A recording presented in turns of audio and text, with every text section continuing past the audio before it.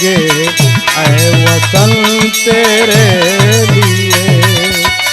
हर कर्म अपना करेंगे, हर कर्म अपना करेंगे ऐ वतन तेरे लिए। दिल दिया है जान भी देंगे ऐ वतन तेरे लिए। दिल दिया है जान भी देंगे ऐ वतन तेरे लिए। ला ला ला ला ला ला ला ला।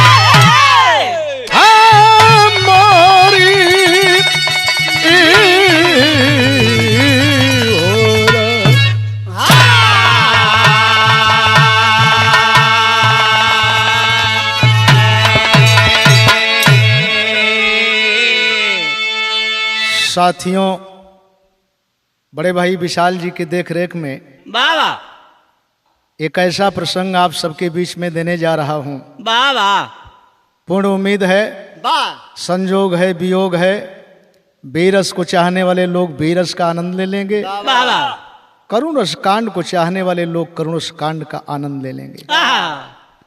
पूरे समाज का सादर अभिनंदन करते हुए शुरुआत करने जा रहे हैं बहादुर। बाबा लॉर्ड हडसन आया जब हिंदुस्तान में, वास्तवों में जज्बा जमाने लगा। जिसको देखा वह पट्ठा पहलवान है, पकड़ क्वार्टर पर लकड़ी चिरवाने लगा।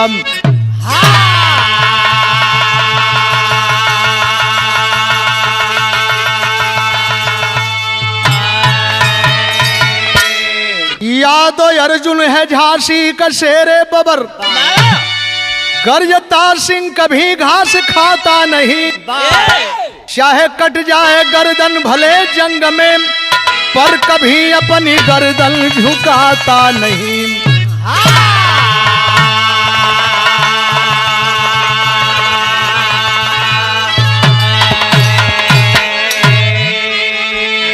साथियों, उत्तर प्रदेश झांसी जिले में अंग्रेज एक ऐसा अधिकारी आया, पहले तो पहलवानों को घोषणा करके बुला लिया, कल हमारे यहाँ मीटिंग होगी, जो पहलवान जैसे होगा उसका हम सम्मान करेंगे। सारे पहलवान गए और सम्मान में क्या किया, ड्यूटी दे दिया कि तू उस कैंप पर लकड़ी चीरने का काम करोगे। झांसी का एक पहलवान जिसका नाम था अर्जुन के खाड़े पर हर एक बिरादरी के पहलवान लड़ रहे थे। अर्जुन कहे हम उसके मीटिंग में जाएंगे ही नहीं। हल्ला मच गया कि अर्जुन पहलवान ब्रिटिश गवर्नमेंट के अफसर के मीटिंग में नहीं गए। आखिरकार इसका मतलब क्या निकला, एक लाइन संकेत और रजा, क्या बात है।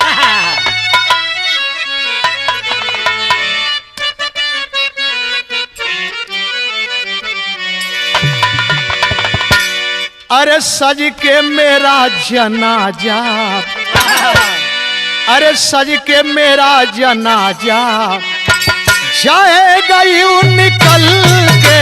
सज के मेरा जनाजा, अरे जाएगा यूं निकल के। सज के मेरा जनाजा, अरे जाएगा यूं निकल के। सज के मेरा जनाजा, सज के मेरा जनाजा, जाएगा यूं निकल के।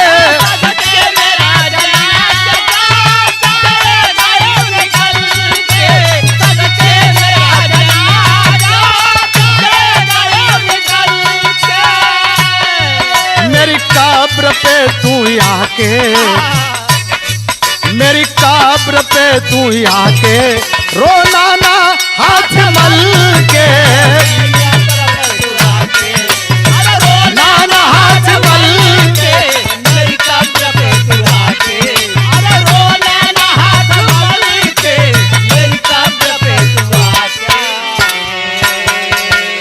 कितना सुंदर भाव देहल गल उस जवान के जज्बे को नंदलाल रवि भी सलाम करता है।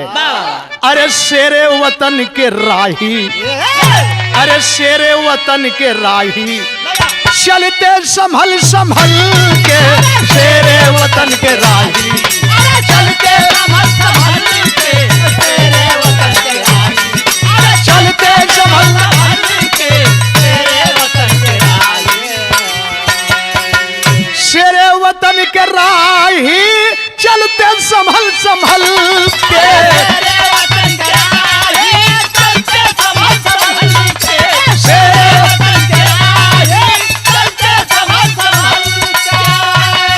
मंजिल मिले या मुक्ति, मंजिल मिले या मुक्ति, रास्ता नहीं बदलते, मंजिल मिले या मुक्ति, रास्ता नहीं बदलते, मंजिल मिले या मुक्ति, रास्ता नहीं बदलते, मंजिल मिले या मुक्ति। आया है मेरे दोस्त, ये खबर जब उसके पास पहुंची, हेडसन सुना तो देखें उसके बिहान ही तैयारी कर दिया। 2-4 सिपाहियों को भेजा, लेकिन पहलवान किस पोजीशन में मिले, जौहरी में लिखल गल, एकदम उठा के दे।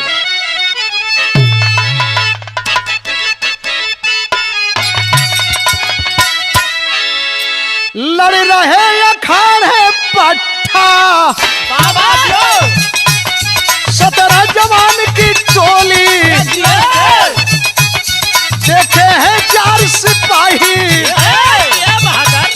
बोले हैं जख्मी बोली, अर्जुन को किया इशारा, बॉर्डर पर होगा जाना,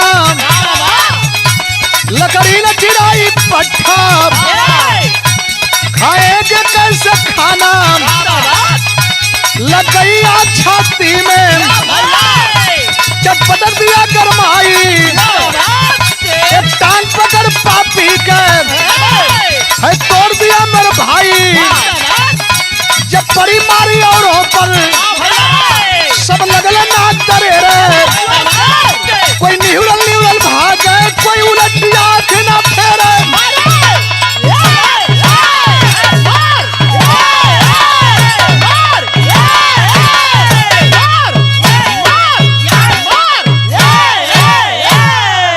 शाबस बहादुर शाबस, क्या बात है, यही जज्बा होना चाहिए।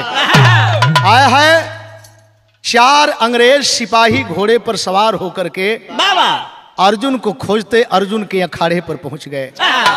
और जब अर्जुन के अखाड़े पर पहुंच गए तो अर्जुन पहलवान अन्य साथी लड़ रहे थे, कोई दंड बैठक कर रहा था, कोई कुछ कर रहा था। तब तक जब पहुंचते हैं चारों सिपाही, जवान अपने अपने जगह पर रुक जाते हैं।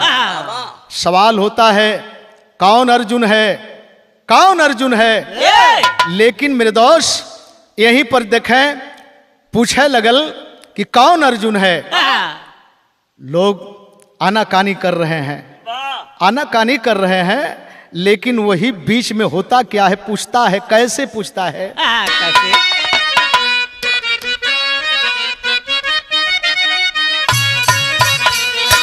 उन चारों में जो सवाल किया था कि इसमें कौन अर्जुन पहलवान है, अर्जुन पहलवान को कैंप पर जाना है, लकड़ी चीरना है, और आज इस कैंप पर न कोई लकड़ी चीरने वाला पहुंचा न तो खाना बना। चारों में से जो एक ठे बोलल होकर पैर पकड़ के पटक के दबाए के तोड़ देला, और तोड़ देला। ये खबर जो है वहां पहुंचती है हडसन के पास। 3 तो भागे, लेकिन एक वहीं पर रहा। हडसन जब सुना तो हडसन 35-36 सिपाहियों को लेकर के, बंदूकधारियों को लेकर के पूरे अखाड़े को घेर लिया, और घेर करके यही कहा, संकेत लगल तर्ज के, गज भर के गुजरिया गजब करो, जब पजरा बोलाई अब तब कर हो, गज भर के गुजरिया गजब करो। लेकिन 35 अंग्रेज सिपाहियों के साथ में लॉर्ड हडसन आदेश करता है, आवाज देता है, हम भी देखने मांगता है। क्या देखने मांगता है? कि कौन अर्जुन पहलवानवा बताई द पीरवा, कौन अर्जुन पहलवानवा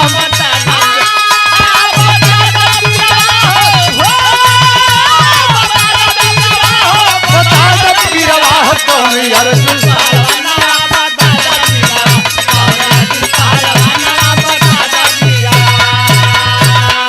कैसन माई का ललनवा, अरे दिखाई द पीरवा, कैसन माई का ललनवा दिखाई द पीरवा, कौन अर्जुन पहलवानवा बताई द पीरवा, कौन अर्जुन पहलवानवा,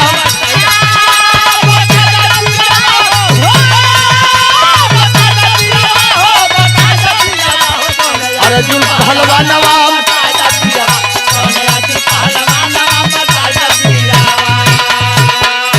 लेकिन सारे पहलवान अपने अपने जगह पर रुके हुए हैं, मुंह देख रहे हैं लॉर्ड हडसन का क्या बोल रहा है।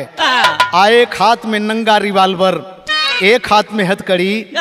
सोचत हूं पहलवान, सबसे पहले एक मुसलमान पहलवान ये असलम पहलवान सोचे हम छवठे बिरनवा, अर्जुन अकेले अपन माई कह ललनवा, जान दे के इनकर जनवा बचाल पीरवा, हो कौन अर्जुन पहलवानवा बताई द पीरवा।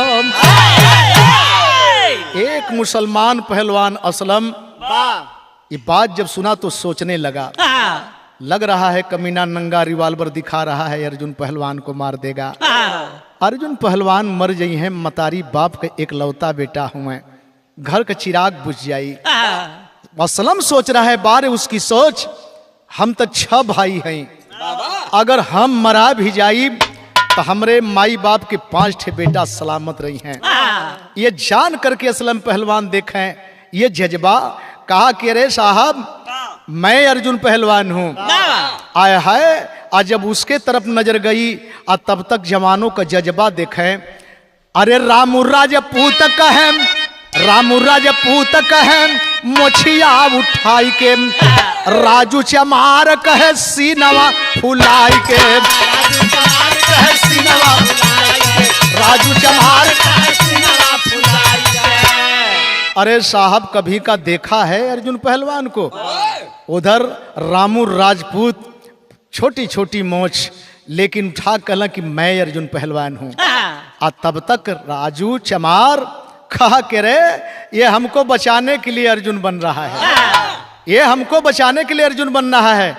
अर्जुन मैं हूं। उसी बीच में एक पहलवान धरकार बिरादरी का कहा क्या, अरे बल्लू धरकार कहे बांस ऐसन चीर दे, करी न दवाई काम पोरे पोरे पीर दे, दवाई काम पोरे पोरे करी न दवाई काम पोरे पोरे पीर। सारे आ गईला हित आ गईला त तिलक चढ़ाई दे बहम, कौन अर्जुन पहलवानवा बताई दे बहम।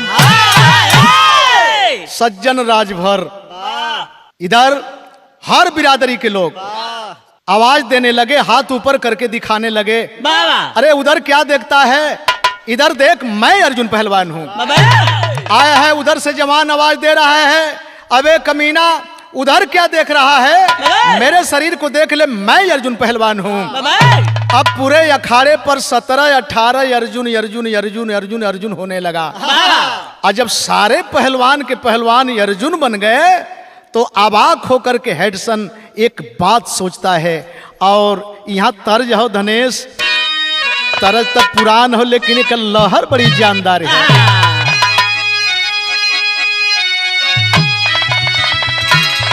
हर गवन करा पिया घर बैठवला, अपने कोई लड़िया में लागल रे, निरमोही दगा दे के।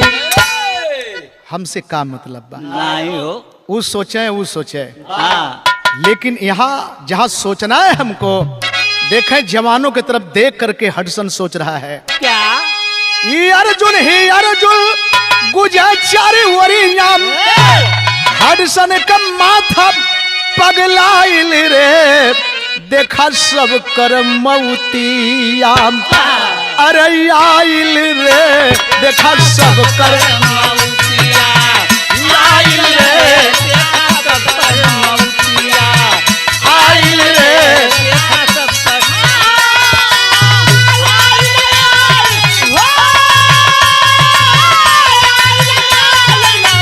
आइल रे देखा सब कर मौतिया आइल रे देखा सब कर मौतिया आइल हो देखा सब कर मौतिया। एक हाथ में हथकड़ी है, एक हाथ में नंगा रिवाल्वर है। लॉर्ड हडसन बोला कि इसका मतलब हमें तो एक अर्जुन चाहिए था। अच्छी बात है, कम से कम 16-17 अर्जुन मिल गए और मौत के घाट उतरना चाहते हैं। और जब मौत के घाट उतरना चाहते हैं तो अर्जुन के बर्दाश्त ना भैल। आखिरकार हमरे चलते हमारे इतना भाई मरा जाई है, धिक्कार हमरे जिंदगी के। देख तमाशा गरजे अर्जुन बल करिया अरे हम हैं अर्जुन साहब पिन्हावो हाथ करिया साहब पिन्हावो हाथ करिया है अर्जुन साहब आए हाय। जब अर्जुन निकल करके आए कि तुम लोग शांत रहो, मेरा नाम अर्जुन है साहब, मेरा नाम अर्जुन है। कहा वाह, अब आया ऊंट पहाड़ के नीचे, सीधी अंगली घी नहीं निकलता है, हम भी जानते हैं। लेकिन मेरे दोस्त अब रिवॉल्वरवा के छोड़ देलस, मारे गुस्सा में खुश बा कि अर्जुन मिल गया हमको। रिवॉल्वर छोड़ दिया, डोरी उसके कंधे में है, रिवॉल्वर नीचे लटक रहा है, दोनों हाथ में हथकड़ी लेकर के हंसते हुए जा रहा है। आ गया ना ऊंट पहाड़ के नीचे, शाबाश बहादुर हो, इनाम देने का काम किए हो। जब ही हथकड़ी हाथ में लगावल चाहता और तब तक ये अर्जुन एक ठे खेला कह गई। अरे खिच रिवॉल्वर कनपट पर लगावल सब ही का बंदूक धराइल रे देखा सब कर मौतिया आइल रे देखा सब कर मौतिया आइल रे देखा सब कर मौतिया आइल रे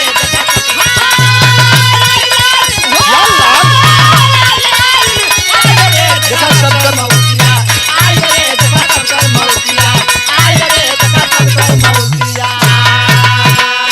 आया है पहलवान अपन काम कर गए, वो तो इतना खुश था, इतना खुश था कि उसे आगे कुछ पता ही नहीं था कि और कुछ हो सकता है। जब वही हथकड़ी लगाना चाहा, लटक के ग्राफ से ही रिवॉल्वरवा खींच के वही के कनपटिए पे लगा देलन। कहला कह दे अपने चमचों से, कह दे अपने कुत्तों से अपनी अपनी बंदूक नीचे रखें। आय है हडसन अफसर है, अफसर के आदेश पाकर के सारे अंग्रेज सिपाही बंदूक नीचे करके पीछे हट गए। और जब बंदूक नीचे करके पीछे हट गए तो अर्जुन पहलवान अपने जवानों से कहे देखते क्या हो, गोली भरी हुई है, अंगुली जहां लगौले रहना सो वही लगा के खाली खींचे के हो। और हमारे देश का जवान ये जज्बे में 17-18 अंग्रेज सिपाहियों को गोली मारे, जो बचे भग गए, हडसन भग गया। लेकिन मेरे बाबूजी ये घटना पूरे ब्रिटिश गवर्नमेंट को झकझोर करके रख दी। जब हमारे इतने लोग ऐसे मारे जाते हैं, निहत्थे लोगों से हथियार दिया हूं और उस हथियार से इन्हीं की मौत हो रही है, ये हर बिरहा में कभी भाव दे देलन।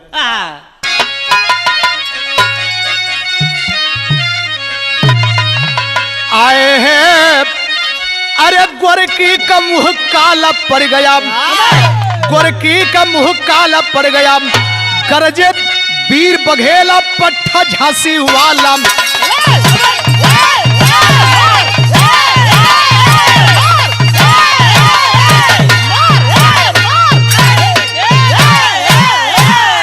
जिया लाल जियत रहा हो, हमरो उम्र तो हम के लग जाए। आए हाय मेरे दोस्त अंग्रेज वहां से जो बचे भगे और हर कर्फ्यू लग गया, चारों तरफ हाकार मच गया कि अखाड़े पर अर्जुन पहलवान के इतने ब्रिटिश गवर्नमेंट के सिपाही मारे गए। नौजवान अब तो भगना शुरू कर दिए। उन पहलवानों में से कोई आजाद हिंद फौज के शरण में गया, कोई दिल्ली बम्बे कलकत्ता गया। और पहलवान अर्जुन जब अपने घरे गए हो गांव में हल्ला मचल बा। अर्जुन अपने घरे गईलन तद अर्जुन का दुल्हन सामने खड़ी रोवत सामने दिखाई देलस। लेकिन जब पहलवान नजदीके गईले तो एक बात वो दुल्हन कहती है, तर्ज का संकेत लगल।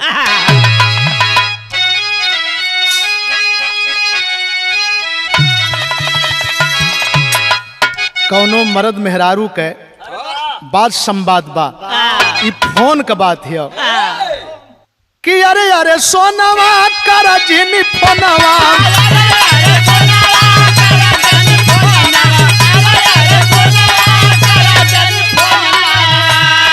अरे अरे सोनवा कर जिनी फोनवा, चुमक धारा जिनी लग, आज राउर भूखल बानी, आज राउर भूखल बानी, सदिया का पीड़िया पर, आज राउर भूखल बानी, सदिया का पीड़िया पर, आज राउर भूखल बानी। यार से दुल्हन ही बात कहलस, जबकि फोनवे पर वो पप्पी ले लेलस, इसलिए बात कही, मगर मनसेदू हंस करके पप्पी। अब जनला बहादुर हुए चला के कुल के अच्छा मिशन ही जानल है, लेकिन सवाल कह दिले तो और से मनसेदू जवाब दे रहा है। अरे अरे सोनवा उठाव तनी फोनवा,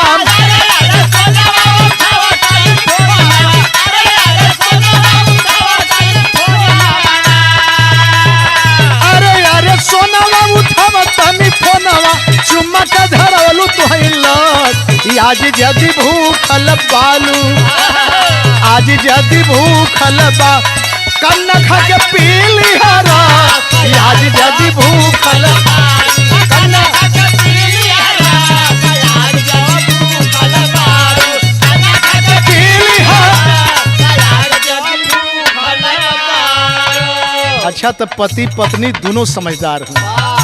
बात बड़े कायदे का भइल भाई, एमन हंसले के बात ना, बात बड़े कायदे के भइल। लेकिन अर्जुन पहलवान के दरवाजे पर पाकी अर्जुन पहलवान की औरत गोद में बच्चा ली है, रो करके एक बात कही, कहले गुजरिया पर से नजरिया, कहले गुजरिया पर से नजरिया, कहले गुजरिया पर से नजरिया, कहले गुजरिया पर से नजरिया, भीख मांगे अचर पसा, सैया से नूरवा बचाला, सैया से नूरवा बचाल, कोई है मुदैया दी है माँ, सैया से नूरवा बचाला, कोई है मुदैया दी है माँ, सैया से नूरवा बचाला, कोई मुदैया दी है माँ, सैया से नूरवा बचाला। अपने पति के सामने दुल्हन आंचल फैला करके बच्चा को दबाई है, अपने पति से भीख मांगती है, स्वामी जवन सिंदूर सजौले हुआ उस सिंदूर के बचाला, स्वामी बचाला, अंग्रेज पा जी तो के मार दिए, हम विधवा हो जाए स्वामी, ये हमार सिंदूर वही दिने छूट जाई स्वामी। 3 महीना के गोदी में ललनवा, देख के पहलवान के बरिस नया नवा। आखिरकार पहलवान इस बात को सुनकर एक तरफ बच्चे की तरफ देख रहे हैं और एक तरफ अपने बीवी से एक संकेत कर रहे हैं, नैहर भागी जाइबू लाल के बचैबू, नैहर भागी जाइबू लाल के बचैबू, नैहर भागी जाइबू लाल के बचैबू, नैहर भागी जाइबू लाल के बचैबू, जिए का भरोसा ना हमार, रनिया बचनिया निभैया, रनिया बचनिया निभई, जियत रहब होई फिर दीदार, रनिया बचनिया निभैया, जियत रहब होई दीदार, रनिया बचनिया निभैया, जियत रहब होई फिर दीदार, रनिया बचनिया निभैया। कहला दुल्हीन, जौन चीज हमरे सामने वह तो तोहरे सामने है, ठीक है हम भाग के जान बचा ले, लेकिन हमरे बचवा के तू बचावा, और तो के जाए कहा हा, तू यही समय अपने नैहर भाग जा, हमहू भागत हई, देखें बाह बाह रे समय। आखिरकार अपने बीबी के संकेत कैलें कि साथे लेके जाइब कहीं पकड़ा जाइब, हम तो मरइबे कर, हमार नाम सब बच्चा मारा जाई तो हम मरा जाइबू। तो सिंदूर का अगर कीमत चाहत था हमरे बच्चा के लेके तू भाग जा नैहर। आया है दुल्हन नैहर जाती है और पहलवान बम्बई गईले। पहलवान भाग गईले बम्बई शहरिया, आयल फैक्ट्री में कर लगल नौकरिया। भाग के बम्बई गईले, सुंदर शरीर है और तेल कारखाने में वॉचमैनी का जगह मिल गई। और जब वॉचमैन बन गए, एक साथी वहां का सिख मिला, बड़ा प्रेम दर्शाया और उसी बीच में ये बात पहलवान की जान गया। भगोड़ा हो पहलवान, अर्जुन पहलवान तू भगोड़ा हो न, अंग्रेजों को मार करके भगे हो न, तुम्हारा ही गांव फूंका गया था न। अरे ये कैसे जानता है, लेकिन एक बात सुनो, हम तुमको पहचान रहे हैं। अब तो घर जाओगे नहीं, घर जाना नहीं है तो अच्छा तो ये होगा कि हमारी बेटी प्रीतम कौर से शादी कर लो, सुख चैन से यहीं पर रहो। मजबूरी, बाहर मजबूरी। ये जानता है कोई और जानेगा तो हम यहाँ भी पकड़े जाएंगे, मारे जाएंगे। शादी प्रीतम कौर से कर लें और शादी कैले के बाद ओजैन प्रीतम कौर से एक लड़का पैदा भैल, जौने लड़का का नाम मोहर सिंह सरदार रखल गए। मेरे बाबूजी एहर मोहर सिंह, एहर माखन सिंह, दोनों लड़का, एक लड़का अपने ननिहाल में, एक लड़का बंबई में। लेकिन पैसा चोरी चोरी कैसहूं लगा देहल करें अपने बीबी के नाम पर। धीरे धीरे समय 15 बरस का निकल गई, 15 बरस का समय निकल गई और एक दिन बड़ा दुखित हो गए, वो चिट्ठी लिखवावत हुए अपने दुल्हन के। का चिट्ठी में लिखल है,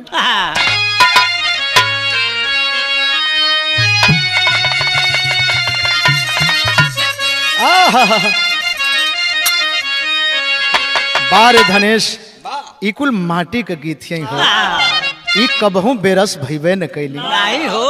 तो हके चढ़ई मैया रोहुआ मछारिया हो कि गंगा,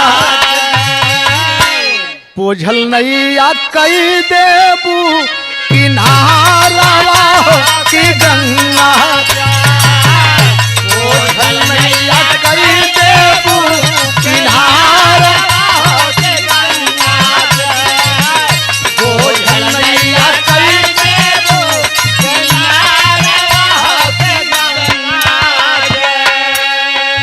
पैसा तो चोरी चोरी लगावे, लेकिन चिट्ठी में लिखवावत हुन। का लिखवावत हुन, हे सवा बदल के हम करिला पलानवा हो मयनवा, कैसन बाट हमरो सुगानवा हो मयनवा हमारी,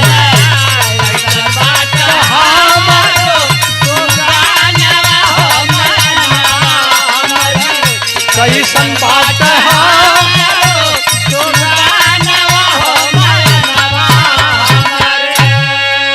दूसर की लाइन लिखवावत हुए, फंस गईली आके नहीं अब हम भवानवा हो मयनवा हमारी, एक बेर देखा दे तू सुगानवा हो मयनवा हमारी, एक बेर देखा दे तू सुगानवा हो मयनवा हमारी, एक बेर देखा दे तू सुगानवा हो मयनवा हमारी।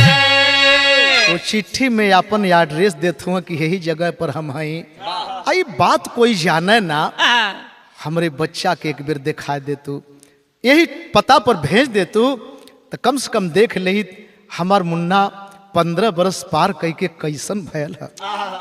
आय है जब इस बात को चिट्ठी के द्वारा पढ़वाती है, सुनती है दुल्हन, मेरे दोस्तों अपने बेटा से कहती है, मुन्ना कोई जाने ना, कोई जाने ना, अपने बाप से मिलना चाहता है तो जाके मिल ले बेटा, यह पता है। मलखान बम्बे चला हर साइम, मलखान बेटा के ढूंढी सतुआ दाना भेली बनली, झोला में देहली, वो चिट्ठी देहली और बेटा अकेले चल दिया, क्योंकि किसी को बताना नहीं है बेटा।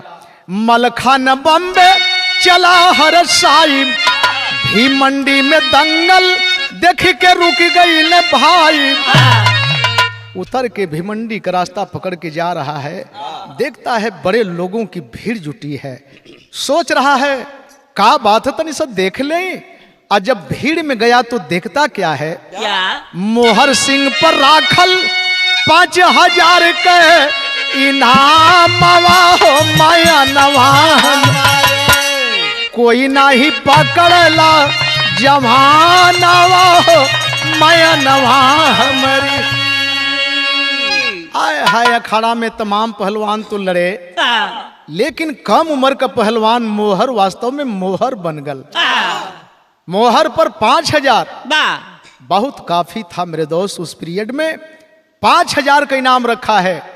कोई मोहर से अगर ज्यादा भी उम्र का हो, बहुत ज्यादा ना, 2-4 वर्ष के उम्र के ज्यादा हो, वो भी लड़ सकता है। लड़का गैल जनता की भीड़ में खड़ा हो, देखलस जब लड़वैया के दिमाग में आगल लड़े लायक था, लड़े लायक था। 2-4 ठे भैया हुए अपने ही देश काल के, अपने ही देश क्षेत्र के। कलश की चचा हाई हमार झोरवा थमता लोगन तो हम बाजोगे बेटा। अब तो जब ही कहलस आय है लोग झोरा थमले, एक बार अखाड़े में गैल तड़तड़ा के ताली बजल की जेकर कनो जोड़ ना और ओकर जोड़ मिल गल। आय है मेरे बाबूजी गौर करेंगे, नाम लिखायल।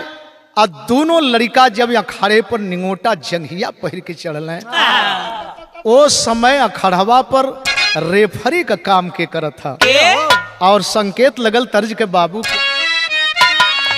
अम्मा तक खाइला कोयली खिंच के मरल है तगिया लगी रे गईली, तगिया लगी रे गईली हमारी कोरी रे चुधरिया, तगिया लगी रे गईली हमारी कोरी रे चुधरिया, तगिया लगी रे गईली हमारी कोरी रे चुधरिया, तगिया लगी रे गईली। दोनों लड़कन का हाथ मिलाओ वाला रेफरी का काम के करत था। रेफरी बनाल बाटन, रेफरी बनाल बाटन यार जुल्पा हलवा नवा मनवा बाउर भइले, मनवा बाउर भइले ना लाड़े दोनों जब जवानवा मनवा बाउर भइले, लाड़े दोनों जब जवानवा बाउर भइले ना लाड़े दोनों जब जवानवा बाउर भइले। काला जंग ढेकुली मारल मुलतानी, तर तर बदानिया से चुआ लागल पानी,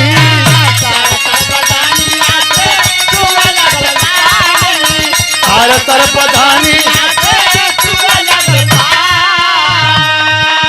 के राम दी है करम, के राम दी है करम लोगवा मन गुना नवा मनवा बाउर भइले ना, मनवा बाउर भइले ना टूट टूट गिरला पहाड़वा मनवा बाउर भइले, टूट टूट गिरला टूट टूट गिरला बाउर भइले। 10 मिनट का समय देहल गई दोनों लड़कन में। जौने समय दाव पर दाव चले लगल, देखवैया कहला कि बड़ी कुश्ती देखल गयल, लेकिन सच्चों का लगत है कि देवता के रूप में दोनों हुए आया है। और जब 10 मिनट बीतल, रेफरी के द्वारा सीटी भिसिल बज गई, समय समाप्त, समय समाप्त। एक लड़का माखन पहलवान एक और, मोहर पहलवान एक और। आया है जनता कलेजा पर हाथ धई के मेल की रह गई कि मजा तो आई गयल, लेकिन लोग इनामा दे देते हैं दोनों के। आज जब इनाम की बात आई कि दोनों के इनाम दे दें, तो कमेटी के लोग थोड़ा सख्ते में पड़ गए। जनता आवाज देवे लगल कि अब ऐसे बढ़िया कुश्ती का हुई, कनो जरूरी कनो पटकाई तब इनाम दियाई, इनाम आधा आधा बांट दिल जाए। आया है कमेटी के लोग सोचत हवन कैल का जा। आ तब तक देखा उत्तर प्रदेश वाला झांसी वाला माखन पहलवान एक ठे काम कह देहलस। आ कैसन काम बहादुर?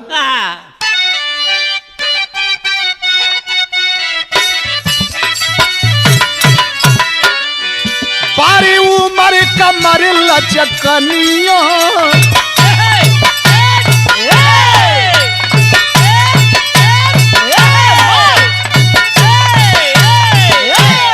अरे बारी उमर कमर लचकनिया गोरी भर निहुर के पनिया गोरी का झूला झूलनिया।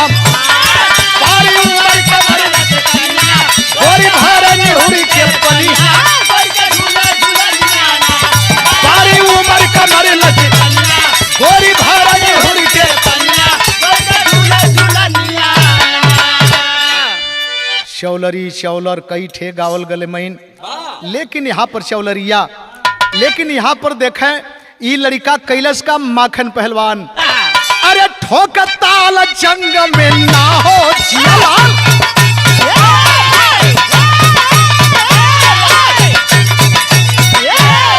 अरे ठोक ताल जंग में यूपी का सुगानवा समानवा जनता मारे थप्पोरी नाम ताल जंग में यूपी का सुगानवा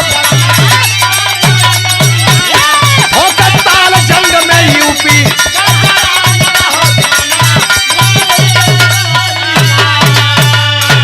झांसी वाला लड़का दबर के एक पैतरा अखाड़े के देहलस। आ देख जब ताल मरलस कि अब ही समय मिले आज बाजब ये कुश्ती फरियाई कैसे ना।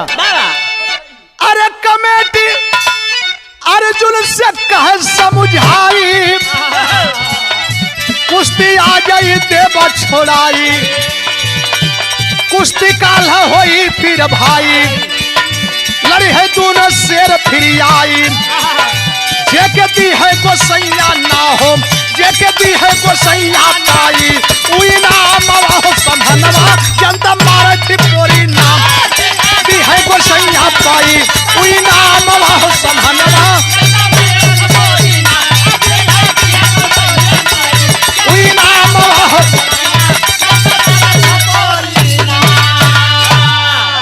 अजब यूपी वाला लड़का माखन पहलवान जब पैतरा मार के ताल ठोकलस गड़गड़ आई के ताली बजल। अब तो लोग जानत हो कि एक ठे बम्बई कहो एक ठे उत्तर प्रदेश कहो। तो उत्तर प्रदेश वाला ज्यादा हुए हर के क्षेत्र के लोग, बिहार वाला भैया लोग आया है सब ही तड़तड़ावे लगल, सब ही तड़तड़ावे लगल होई होई होई। लेकिन कमेटी के लोग कल कि होई बाकी आज ना होई, ई कुश्ती कल होई, आज छोड़ा देहल जा और कुश्ती कल होगी। जे के मालिक लिखले हुई है इनाम पाई। अगर कल कुश्ती पटकाएगा कोई नहीं पहलवान इसमें से तो दोनों पहलवान को आधा आधा करके दे दिया जाएगा। अगर कोई पटका गया तो उसको थोड़ा कम दिया जाएगा, पटकने वाले को ज्यादा। अब यह जान के जनता बड़ा खुश बा। लोग फूले ने समाये अपने अपने घर मकान के आवास के गईले खोली के गईले। आ एहर ई लड़का झोला वोला अपन लेहलस। ई लड़का जब आगे बढ़े लगल तो देखें मोहर पहलवान बंबई के जग्गा ठाकरे नाम के बदमाश के सुपारी दे दिलस। कलस इसका पीछा करो, जहां भी जा रहा है जान से नहीं मारना है, इसका एक अंग भंग कर देना है ताकि कल ये मुझसे लड़ने लायक न रहे। आया है मेरे बाबूजी यार से जग्गा ठाकरे अपने आदमी के लेके लड़का के पीछा कर दिल। ई टेम्पू में बैठल चल देलस, लेकिन कहवा जात हुई।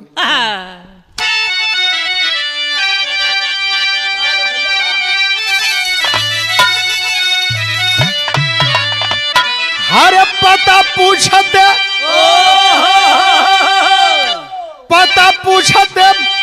पहुंचल बजवनवा पठतारा के पीछे पीछे लगल है दुश्मनवा पठतारा के। हाय हाय हाय हाय देखें टेम्पू जाए के वही खोली के सामने रुकल।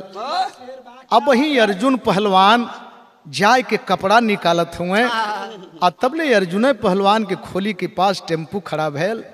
टेम्पू में से निकलल लड़का और खोली में जब गयल अर्जुन पहलवान जब देखले घबराहत हुए। देख के अर्जुन पहलवान खोली में लिए बैठाई हो, कहवा के तू रहवैया बेटा कहीं से गईला आई हो। कह पिता मोर है अर्जुन पहलवानवा पठतारा के, अरे 15 बरिस से तरसत बाप नया नवा पठतारा के। आय हाय हाय अर्जुन पहलवान के खोलिए पर पहुंचल जब देखल कि वही तो लड़का के लड़ौली है। ये जैन बैठा बेटा बैठा, कलश की चचा बैठा तो ठीक है, लेकिन तनि सा हम अपने बाप का पता जानल चाहत है। कल का ना हो तोहरे बाप का? कल है एड्रेस हो हमार माई देले हमारे बाप का नाम अर्जुन पहलवान है। आज अभी सुन ले, हर एक गला मिला के अर्जुन पहलवान रोमन लगे बिल खाई हो। कैसे रहला बचवा कैसे बाटी तुहरी माई हो, अरे तारा हमारी हो गई सपनवा पठतारा के। अब 15 बरिस से तरसत बाप नया नवा पठतारा के। अजब लड़का कलश की हमरे बाप का नाम अर्जुन पहलवान है। अरे बाप रे बाप, छतिया के धैले भोकर के अर्जुन पहलवान रोवत हुए कि आज हमार बेटा हमारी कहने आगल। लेकिन मेरे दोस्त लड़का नीचे ऊपर ताकत है कि फोटोआ में तो चेहरा दूसरे किस्म का हो, ये मैं दाढ़ी बार बढ़ल है। लेकिन लड़का के पकड़ के रोवत हुए, रोय के ठे बात कहल का।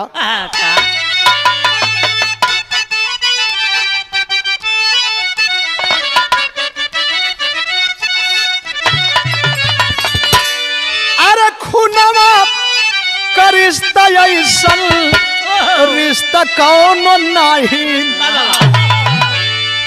धैली जब अखाड़वा पर हथवारे तो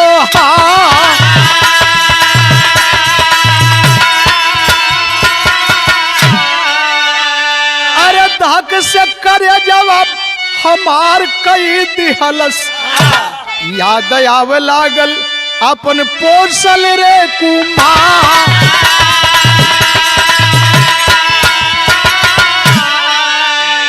पहलवान के नाम बर्दाश्तवल कहल कि बेटा अखाड़े पर जब तुहार हाथ धइ के हम लड़ावे लगली है, मोहर का हाथ मिलौली है, अचानक हमारे शरीर में जाने ना रहल। हम यह सोचत रही है कि हमार ननका मुनवा 15 बरिस हो गए, ऊ कैसन होई कैसे होई। लड़का जब ये बात के सुनलस कि इहे हुए हमार बाप अर्जुन पहलवान, एक ठे बात कलस ओके लेके चिट्ठिया के, अरे फोटो तुहार रख के करैली पूजनिया माई, कैसे बनी गईला तो हम सिख सरदा।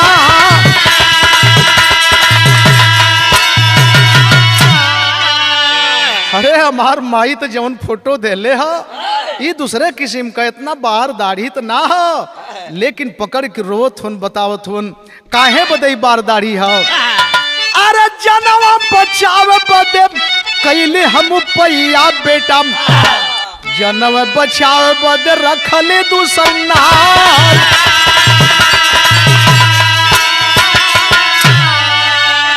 ना बर्दाश्त भल अपने लड़का से ये बात बताई देले कि बेटा जान बचाओ बदे ऐसा उपाय कैली, शादी कैली।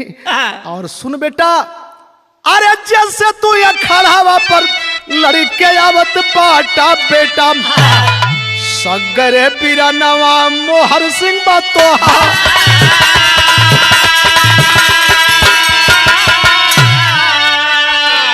जैसे बाज के आवत हुआ, वो दूसर कोई ना है बेटा, वो दूसर कोई ना है, वो तुहार सगे भाई है। ये तने में मोहर सिंह दुलरुआ आई गईल,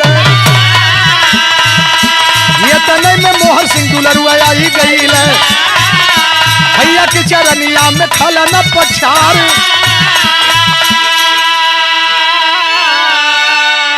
आय हाय मोहर सिंह इतने में दो चार संगी आ गया और ये हकीकत को जान गया। जब जान गया तो बड़ भाई है माखन न, माखन को पकड़ के कहा भैया हमके माफ कैदा, भैया हमके माफ कैदा। अरे विजयी बने बदे रचली हम उपैया भैया, देखा वह खड़ा बा गुंडन का सरदार।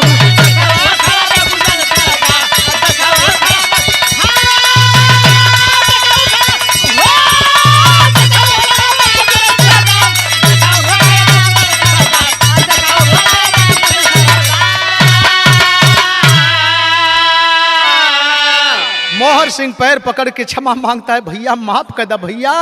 अरे हमके का पता, हम तो तोहके तोड़वाओ बदे मरवाओ बदे हम बदमाशन के तय कैली है। देखा हुआ जक्का ठाकरे खड़ा हो। जब जक्का ठाकरे देखा तो कहा ये सलाह सब हमके मारे बदे के बोलौल हस कि हम ही के मारे बदे ना नहीं उपाय कैले हस। ये तो दोनों एक हुए और जो पहलवान रेफरी बन के लड़ाओ तो वो हो एक हुए, वहीं से जग्गा पहलवान जग्गा ठाकरे भागा। लेकिन मेरे दोस्त तब तक ये हालात अंदर से प्रीतम कौर बाहर आ गई। आज जब प्रीतम कौर बाहर आके सारी हकीकत को जानी है तो ये अपने अर्जुन पहलवान से एक बात कहती है। कहती क्या है? क्या?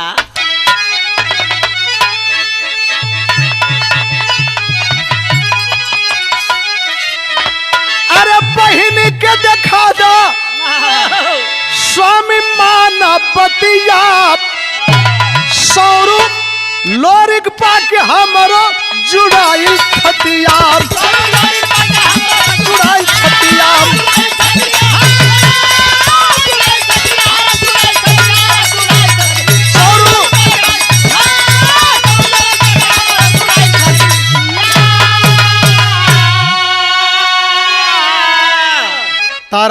सारी बात प्रीतम कौर कहने लगी, स्वामी अब हम कुल जान गईली, हम सब जान गईली। हमरे एक बेटा ना, हमरे दूठे बेटा हुए और जैसे वो पैदा हुए वो देवी के हम देखल चाहत है।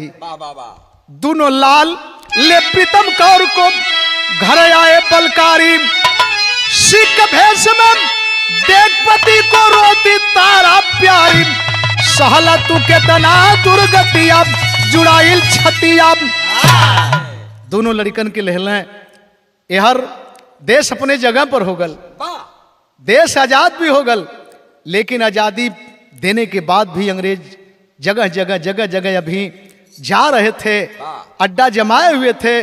उसी बीच में किसी को पा जाए तो कुछ भी कर सकते थे, उनका शासन सत्ता था। दोनों लड़कन के लेके प्रीतम कौर के लेके घरे अइले। आज जब प्रीतम कौर को तारा देखी, दोनों बच्चों को देखी, आया है बाहरे पत्नी, क्या भाव है, बिहौती है न हो। देख के तारा प्रीतम कौर को रोती गला मिलाई। लोग कहला कि काट का सबत ना बर्दाश्त हो ले, लेकिन भारत देश की नारी तेरी पवित्रता हमेशा हमेशा के लिए अमर है। देख के प्रीतम कौर को तारा रोती गला मिलाई। अरे धन्य बहिन तू हमारे पति का लेहलू जान बचाई, जुग जुग जिया हीरा मोतिया जुड़ाइल छतिया।